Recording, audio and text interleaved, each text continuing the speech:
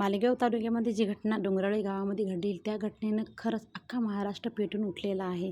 त्या निष्पाप जीवाची काहीही चूक नसताना तिला एवढ्या यातना सहन कराव्या लागलेल्या आहेत.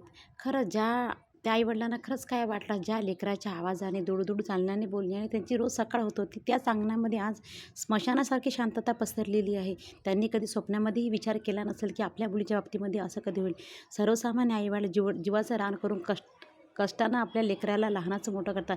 त्याच्या उज्ज्वल भवितव्यासाठी नाही ते प्रयत्न करतात आणि असं त्यांच्या बाबतीमध्ये झालं. खरंच त्या व्यक्तीच्या विकृत बुद्धीला खरंच कोणत्याही शब्दामध्ये वर्णन नाही करता येत. त्याला कधी वाटलं नसलं का एवढासा जीव बघून की त्या मुलीचा सोबत आपण असं करायला नाही पाहिजे. त्या आईवडिलांचा कधी त्याला विचार नसेल आले का त्याच्या माघारी त्या आईवडिलांचं काय होईल. खरंच मला असं वाटतं की शिवाजी महाराजांचा इतिहास एकदा नेहमी तपासून पाहावा. अशा लोकांना खरंच कोणत्याही न्यायव्यवस्थेचं बंधन न ठेवा डायरेक्ट फाशी देण्यात यावी.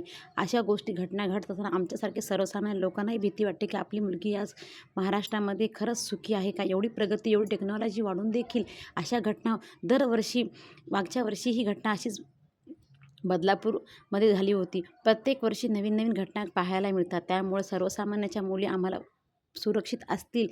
मोठीच काय तर लहान मुलगीही आजच्या काळामध्ये सुरक्षित नाही. खरं खूप भीतीदायक वातावरण झालेलं आहे. त्या मुलीला न्याय मिळावा एवढीच अपेक्षा आहे. आता हातामध्ये मेणबत्ती घेऊन पेटून उठण्यापेक्षा काहीतरी त्याच्यावर उपाय करा आणि तिला न्याय द्या, एवढंच.